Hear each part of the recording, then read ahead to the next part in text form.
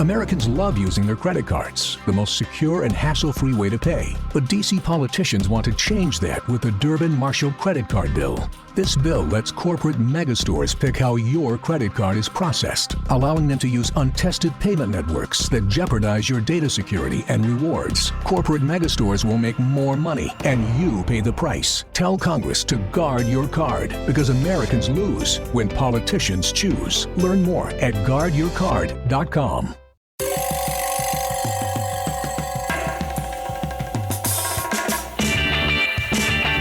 This is Cop Talk, talking crime, cases, and backing the blue.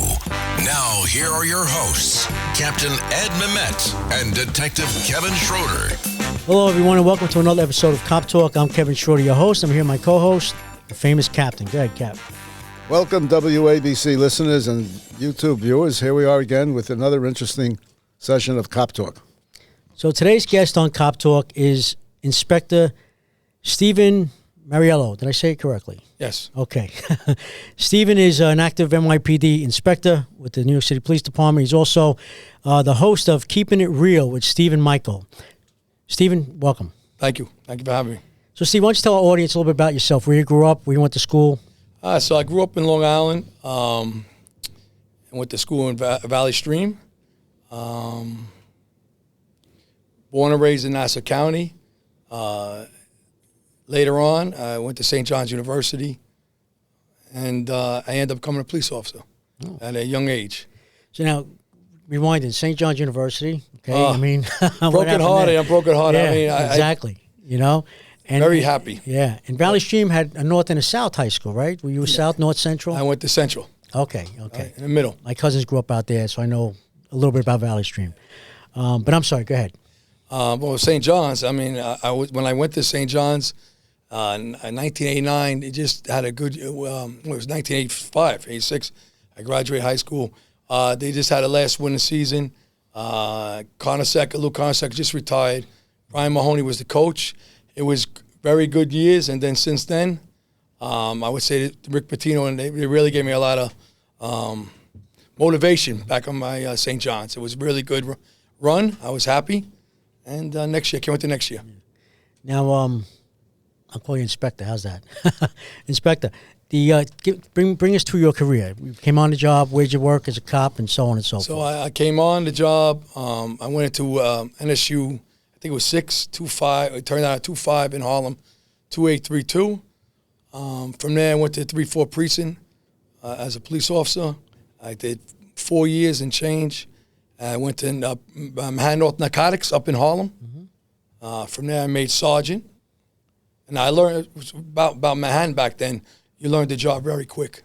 I was 21 years old, coming out of college, going on 22. And, you saw a lot. We saw a lot back then. The city has been rejuvenated so much since 1989, 1990 when I was out there. But then I went to narcotics. The 6 months there, I got promoted sergeant. Went to Brooklyn, 7-9, Bedford-Stuyvesant. Loved it. I did a few years there. I went to Brooklyn North Warrants. I loved that as a sergeant. I made lieutenant. I ended up going to the 8-3 Bushwick for a month. And then I went to Fort Greene as a lieutenant, as a special operations lieutenant. I did like 3 years there, and I went over to Williamsburg, the 9-0, as a lieutenant, special ops. And then I got promoted captain from there. And then from captain, I went to 7-7. I did Impact, precinct in Crown Heights, beautiful place. I went to Greenpoint actually for a little while, 9-4. I ran the borough crime for a while. I became the executive officer of the 81st, the command officer of the 81st. Got promoted. I went to Transit, Bronx, as an executive officer. And then I ran the Transit anti-terrorism unit for almost 5 years. I loved that. Anti-terrorism was some of the best cops I worked with. And then I made inspector. And I'm now currently in the running Transit Manhattan in Manhattan. Okay. So with the exception of, the salary, what was your favorite, rank? And where'd you have the most fun? I think coming up the job, I would say lieutenant is probably the best rank. Lieutenant. I think lieutenant, you able to mentor newly promoted sergeants, and you're able to lead the officers. So I think lieutenant was my favorite rank. The reason I'm still on the job, I still mentor, motivate, lead. That's why I'm still here. Almost 35 years on the job. I'm still doing what I'm doing because I want to lead and mentor people to do the right thing. You know, Right. It's a very rewarding job. Like I said, I came on a young man, and no one comes on to get rich. I came on to help the community. I was always into volunteering. I delivered papers as a young boy, 9 years old. It's different. Delivering newspapers in the snow on a bicycle. My best friend Eddie, and then I worked in a food store. I did played sports. I did a lot of give back with community work. And I had a police officer come to my school one year in Valley Stream Central from Nassau County, and he talked about police officer, and it hit me. That's what I want to do. And like I tell everybody, this job is a calling. Right. It's Sure a is, calling. yeah. You give back a lot. It's a calling. It's honorable job. Right. But you have to realize, like a teacher, like a fireman, it's a calling. You know, military, this is what you were meant to be, and you have to do the best you could do to help other people. Right. True. Cap? When did you go into transit? 2011. I see. Well after the merge. Well after the merge, yeah. I remember the merge. I was a sergeant in the 7-9, and the reason I remember the merge at the time, housing and transit would bring all their arrests to one location, a precinct. So I remember when they had the merge, we knew transit when we went to jobs, but we got to know everybody more. Housing and transit by first name basis. They would come into the precinct, the supervisors.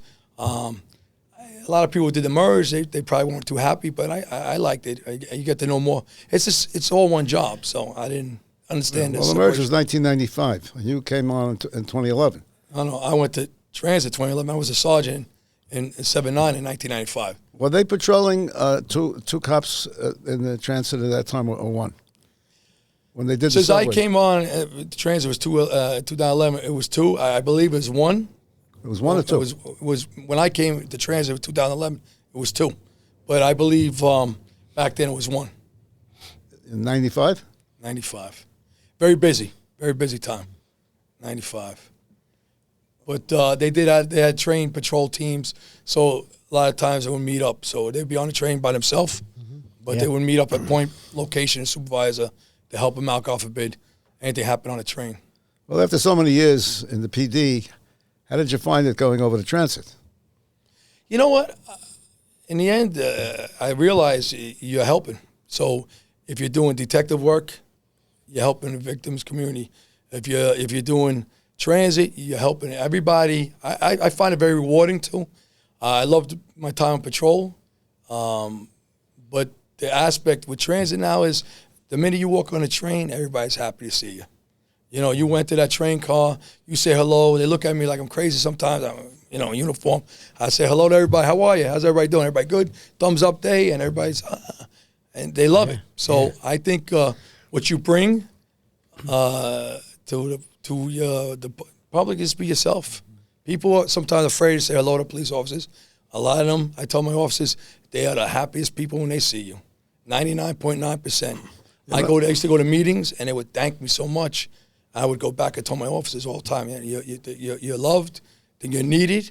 And I told them to this day, think about this. 11 o'clock at night, you went to the train car, and you're walking through the train car, people see you, they feel, I'm safe. I got someone here to help us. Well, God forbid of anything. That's to be expected, but what I'm talking about is the working conditions.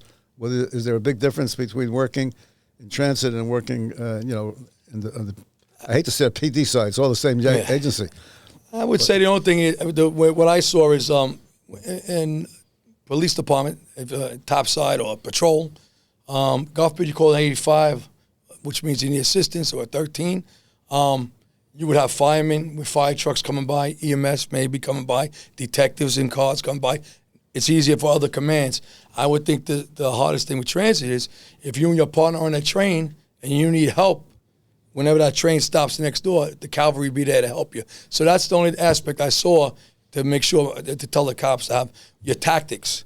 A lot of times when, through years a police officer, if you call the 85, next thing you know, the fire department pull up a truck, they see you, EMS, detectives coming through, Right. narcotics, warrants coming through. They hear it. You have C1, backup. yeah. It's transit. You have backup. But you got to remember, when that train stops, everybody's waiting for you. So if you're on that moving train, you and your partner, it's you and your partner to the next stop. And then the cavalry will be there. Right. True. Very true. This National Foster Care Month, Marine Toys for Tots is providing hope to children who need it most. Staff Sergeant James Caldwell, who grew up in foster care himself, shares that while handing out gifts at a Toys for Tots distribution event, a little girl looked up at him, reached into her bag, pulled out a stuffed animal and said, "Someone needs to make sure you get a toy too." That simple gesture embodies the heart of Marine Toys for Tots, ensuring every child, including those in foster care, experiences the kindness that can transform their future. Visit toysfortots.org today. You have you had a program, a project. Well, it's not a project. It's called Project Thank a Cop. Can you tell us about that? So that's run by Andy and Megan Fox. It's a nonprofit. They did it to look. They did it to help the police officers, first responders, in times of crisis. If a member of service lost their life, or a family member, or fireman, or a military, they would hear about it, and they would try to, with the donations from everybody, they bring food to the precinct, food to the military base, food to help the families. If someone was in a hospital, they would bring food to the hospital. So they do a lot of a lot of good. They do it from the bottom of their heart, and I got to know them for what they do. I met them at a funeral, and we became very close. And I do a lot of functions with them. They'll do functions, Project Thank a Cop, where we honor the first responders or members of the community, and I do my live show from it, and I have my singers from my show, all NYPD personnel that I met through the years, and we all do it on our own time, and we have big functions. We'll do it at restaurants, like 200 people, and we end up honoring, and I do my live show for 1 hour on cable. It goes to cable, Optimum Cable. But I'm on Facebook, and it goes to YouTube, and we have them. So everybody who watches my show every week, they see what we're doing, and they can't make it. So what they do is they give back, suicide, God forbid, a member of service that killed in line of duty. They're there for the families. They help them. They're never forgotten about. One thing I love about my job, police department, as you guys know, you never forget your own. True. No matter what happens.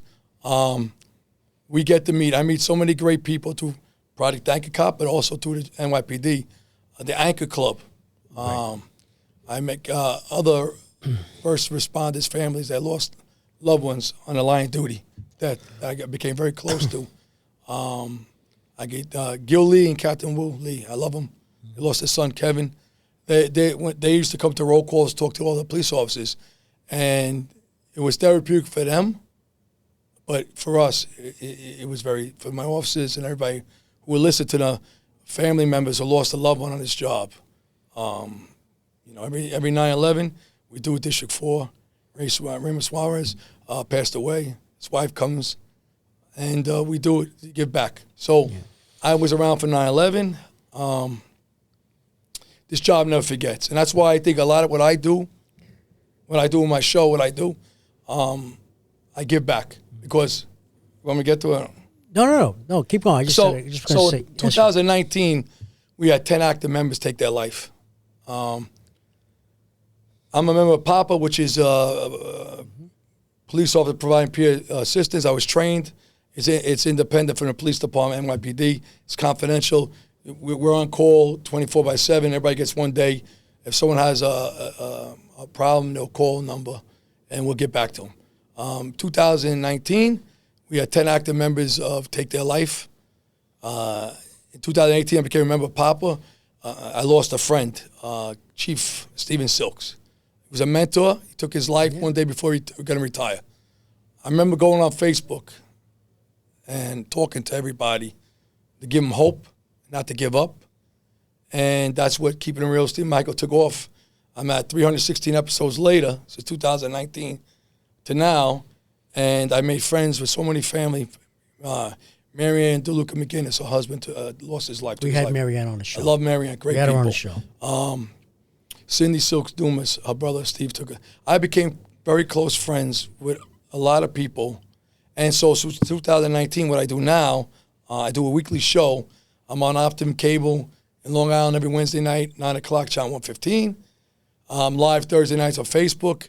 And I do a 55-minute show, and I talk from the heart. And what people like about me, I guess, is I'm real. I'm motivated. Keeping it real. Yeah, and I'm motivated, but they like my personality. I'm very, and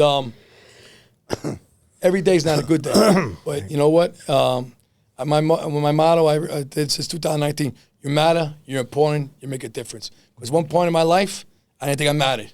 One point in my life, I didn't think I make a difference. And one point in my life, I didn't think I was important. I went through a lot. At one time in my life, lost a mother, got divorced, a little work mishap, and I was at a crossroads. I had to raise my son on his own. I had 2 children. And I'm not going to lie, the thought at that time, maybe it's easy to give up, but I didn't. God spared me all those years to bring me to what I do now. And what I do now is to give hope. That you're never alone, you never give up. Every day I put motivational quotes up on my page. I have a page, Keeping It Real, Steve Michael. I have my private page. I put it up. If people come to me for motivational quotes, and I don't realize the effect I have. And I'll tell you, Brian's here. He's my DJ. He works for me. People say you saved my life, and I stop them because God saves. All I could do is give you hope and help. God spared me. So I would like to tell you one story. One day, at my lowest, I go to work. A civilian member of service is working that day. She sees me. Inspector, can I talk to you? I said, yeah. She goes, God has a message for you. I stopped. I looked right at her. He hasn't forgotten about you. When I tell you right now, I get goosebumps. At that moment, I must have been drowning. Probably the nicest words someone ever said to me. So I remember my impact in the world is always give, hello, how are you? How you doing? Because a lot of people out there are struggling, and you never know. And a little as hello or how are you, you could save a life without even knowing it. No, it's true. You don't know what's going on in someone's head for sure. Absolutely. Are you registered with the 9/11 program? Yes. Okay, good. You go every year, I hope? Yes. Good. You have to keep that up. Yeah. So many so many people we've had on this show was down in 9/11 like we all were, but they're not even registered. So we were able to get them registered through the 9/11 program thanks to Jeannie Kelly. It's a very good program. Go every year. Sinai. Yeah, you have to be. You ever hear of a foundation called NYPD with Arms Wide Open? Yes. We honored him. Proud to thank Robert Riley. Merritt Riley. Merritt Riley. And Danny Sprague. Yeah. Merritt. Proud to thank Cop honor at one of our events. Merritt is, I want to tell you, a tremendous human being. What he does out there with his son, and what he gives hope to everybody. His son Aiden, right. So I say, what Proud to Thank Cop does out there, and what my platform, what I do out there, I meet so many great people. And I don't realize I was already friends with them, but I didn't know what Arms Wide Open was. I didn't know, Proud to Thank Cop at the time, or other Beyond the Badge, or Anchor Club. It became very close. And, I would say this job, tell you, the best fraternity, but I think the best family is your own family, and there's the blue family. Right. And for everybody that loses someone, they realize that we never forget. We never forget. We always try to honor them every year. Transit does a memorial mass every year for officers that lost their lives. They do it every year in Brooklyn. Every year, families come out. Could have been 20 years ago. Could have been 4 years ago. It's an amazing thing that the Transit NYPD does for so long, and they do it now. It's a little things. My friend Mark Wachter, he does employee assistance unit. He does a lot with suicide with the NYPD. That's his job function. What I do is independent, off duty, but he does a great job, and I get to meet a lot of great people. So it's a wonderful thing. It is a great job. When I was coming on a job in 1985, my uncle said to me, "You're going to still have your neighborhood friends, your high school friends, and your family, but you're also going to meet people on this job that they're going to become your family for the rest of your life." And it's so true. Some of my best friends today are from this job 40 years ago. Very true. And you know what's funny? You might not see someone for years and run into them, and it's like old home week. Yeah, everybody. Absolutely. Oh, yeah. And or you hear someone, God forbid, pass away. It hits. You know, we just had someone pass away, car accident, cancer. You lose a lot of friends along the way. And then suicide. And I have to bring that up because that's what I'm, you know, at one time, depression was a stigma. Suicide was a stigma. It's not. Right. 50 million people suffer depression a year. It helps. It goes to everybody. Don't discriminate what zip code, how much you make. Depression is depression. Two things I got taught in Papa, 2 percentages I give out when I talk. 85 to 90% of people could be saved from serious depression with going to a therapist, medication. They will never go back down that road. And then 85% of people who want to take their life only want to stop the pain. They don't want to die. 85%. That's a big percent that just wants to stop the broken record. They could be stopped, talked to, and put it away. Sometimes the 15%, when they make their mind up, it's tough because they could try it, be unsuccessful. We think we're out of the woods, but they could go back to it again. So if anybody's listening out there, if you're going through something, there's plenty of outlets out there. I always give phone numbers out to Papa. If you're a member, NYPD, active, retire, employee assistance unit, chaplains unit, I give my phone number out to. Suicide National Hotline, you text 988 or you call 988. I even have the fire department, EMS. I put out a number on all my shows. And there's other ones. Any way you could go to get help is a plus. And I'll tell you one more story. You're going to like this story.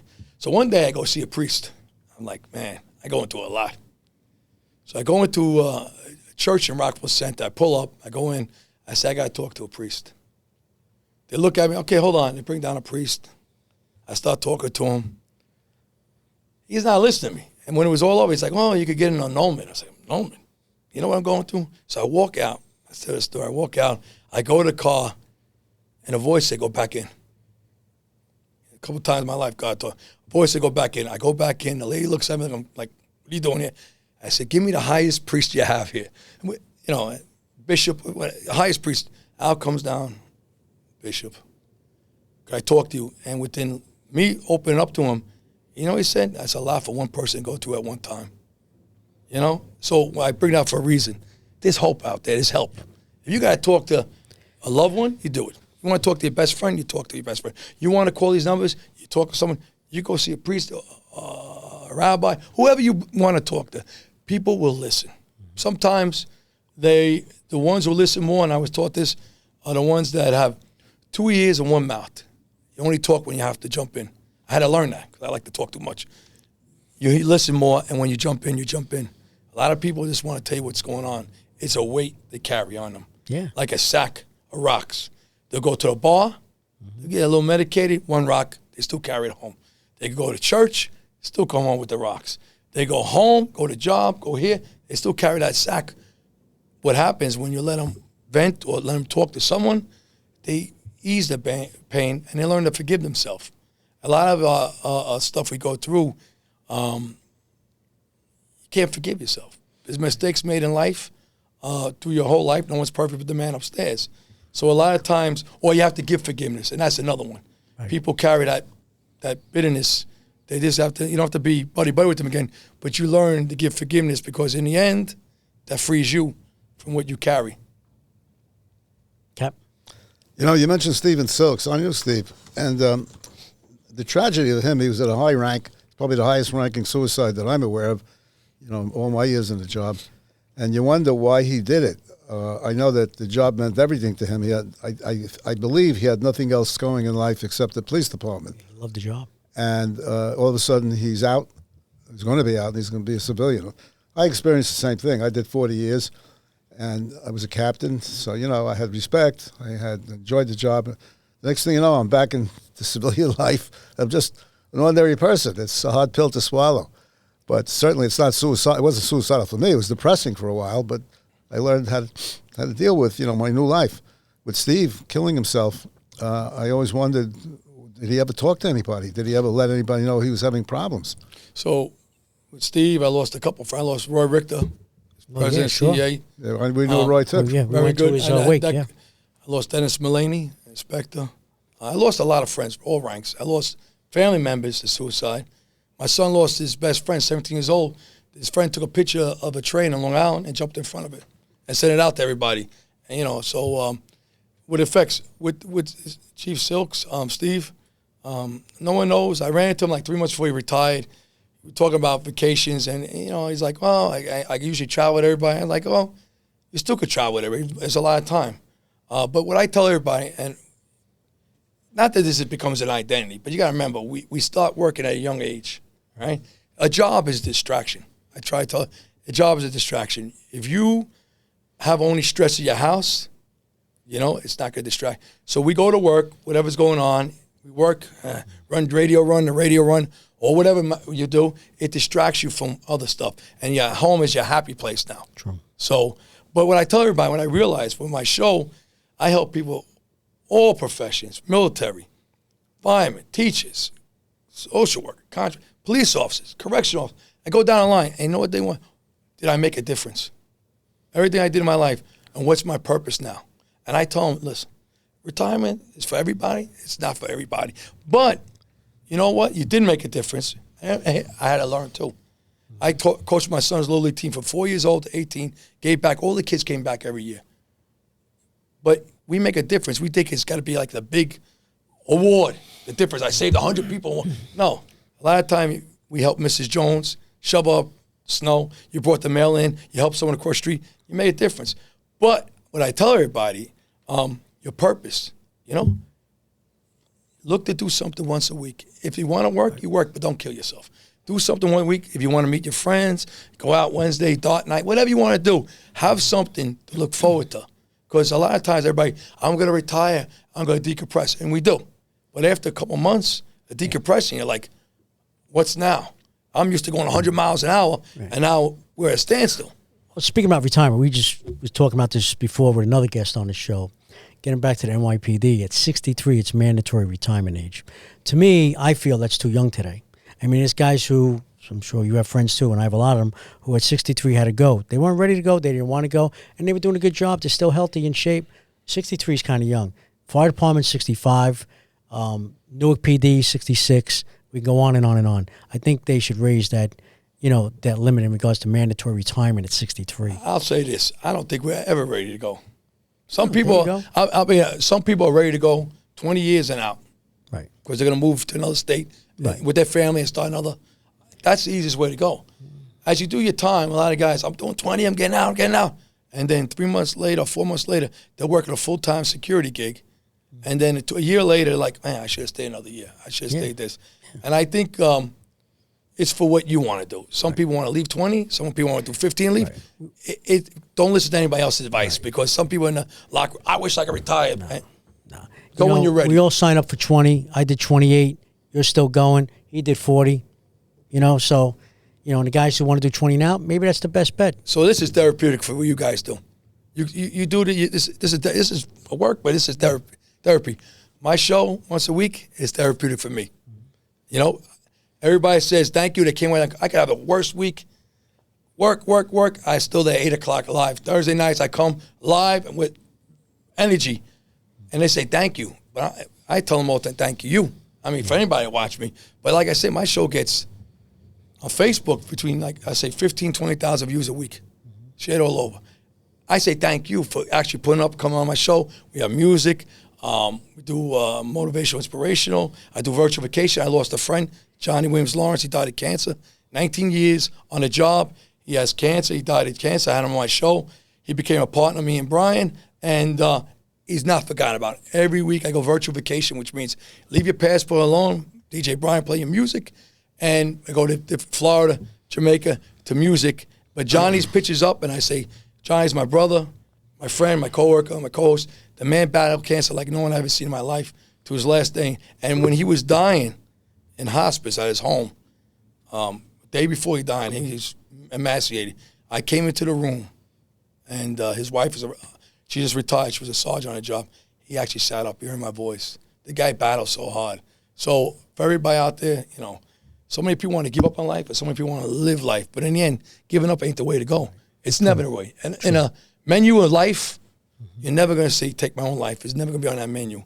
True. It's like we will get through this. Storms come, they devastate you. Hurricanes come, the cleanup afterwards, you go up at your house, it's like it never happened. The sun, same thing about storms of life. It comes, devastates you, and then leaves, and in time, the birds come out, the sun comes out, and you realize, man, I overcame so much. Yeah. I just like say the Bible. I bring up faith a lot. But when I talk to everybody, you know, in the Bible, you know, no one perfect. God used a lot of people who had setbacks in their own life to bring them to where, to use them to Moses, 40 years in the desert, you know. Jonah in a whale's belly 3 days. Joseph thrown into slavery, into himself for 3 years. Job lost everything. And in the end, it always comes out better. Life's like a washing machine. Spins you back and forth, throws you around, but then you come out cleaner. Same thing, no matter what we go through. My mother told me, God only gives you so much you can handle, carrying your shoulders. And at times, we all feel like Zeus. We carry the whole world, we feel like. But in the end, we survive 100% of our worst days. I have to say that because sometimes you're like, I had enough. 100% of our worst days up to now, we all survived. So why can't we survive another day? Great. What's the future of your of the project? So, Project ANCOP, they're still doing what they're doing. That's Megan and Andy Fox. That's their nonprofit. Me, I'm going to keep going. I'm on episode 316, Keeping It Real, Steve Michael. I'm on cable TV now. I'm on Facebook. I'm on Spotify and iHeart too. They still put me into that now. I'm going to keep going until God tells me to stop. You know, even when I go on vacation, I'm crazy. I'm going to tell you, even go on vacation, I was in Scottsdale, Arizona with my family. I go through it live, right? It was 100 degrees. That show lasted like 20 minutes. My phone overheated, the tablet. But I go out live and I do it. It's like, I will get emails, a text on a Facebook or whatever. Are you going to be on today? You're going to be on today? I need you tonight. And I'm like, oh man, we don't have it. We don't have it. But I go on. If one person stops them from taking their life for one more week until I come back again, I did my job. And my job was just to give hope. You know? A man one time was walking dead. I survived. You know, and God spared me. Yeah. But we all go through something. Job went through everything. Sometimes we could look at the Bible and say, wow, you know, I could be Joseph.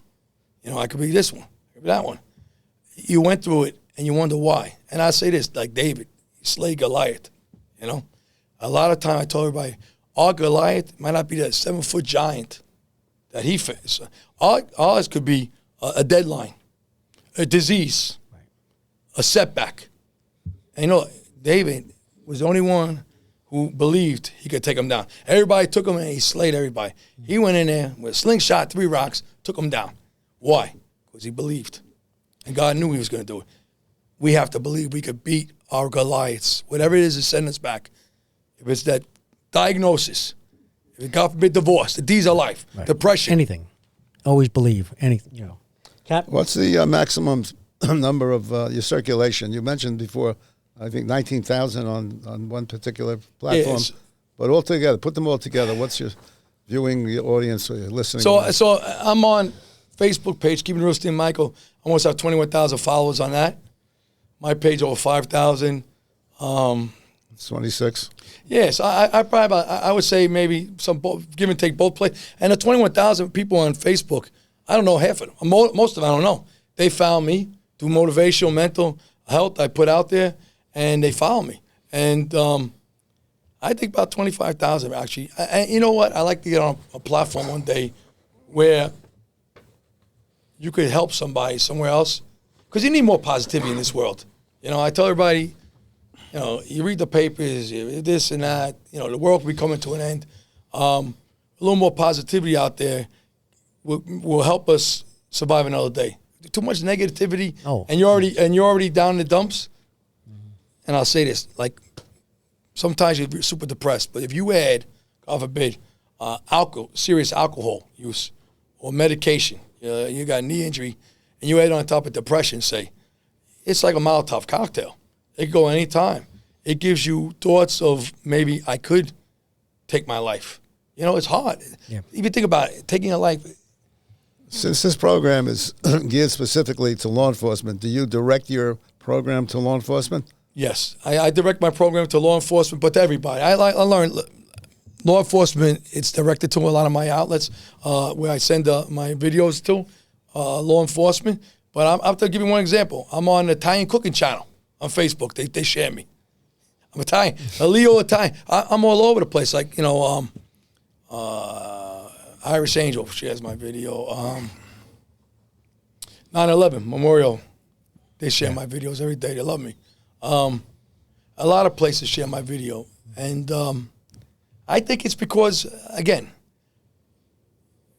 I'll tell it how it is, but I'll give you, and I give you music. And that's another thing. I do freestyle interactive question with the audience, and they're on the other end.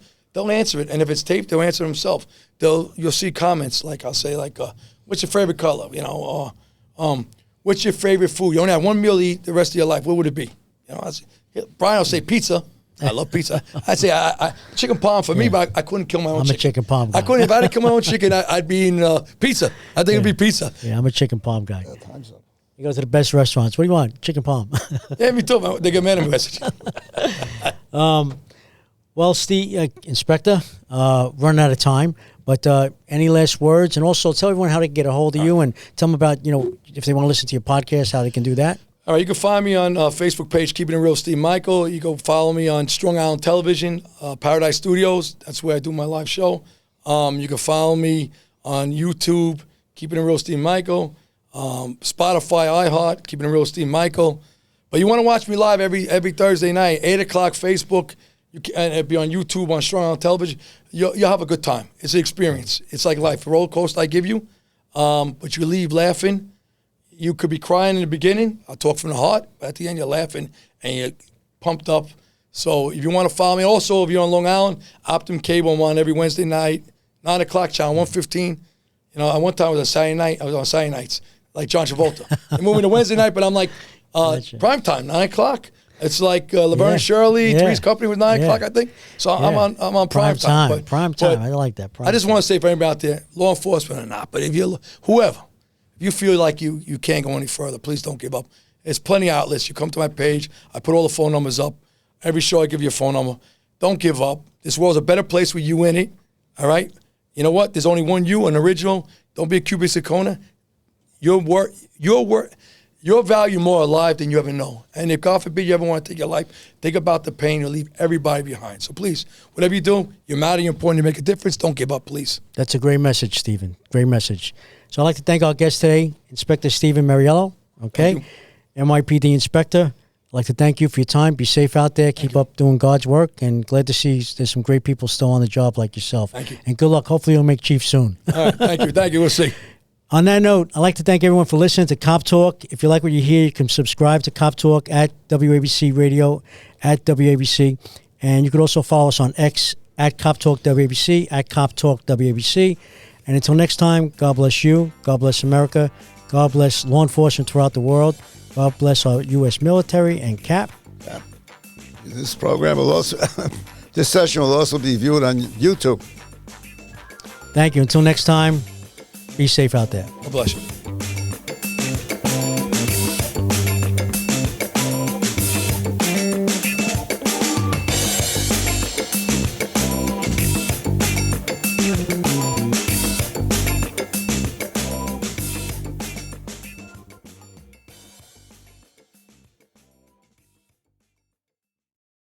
Hello, folks. Larry Kudlow here. Pay attention, because China is leading the largest anti-American alliance since World War II. One that's already dumped U.S. bonds, grabbed 43 million acres of our farmland, and is plotting to dethrone the dollar. That's why IRA and 401k savers are protecting their savings with gold. Please go to freegoldguide.com/Kudlow or just call 800-621-3908 for your free gold guide on how to protect your wealth with gold 100% tax-free.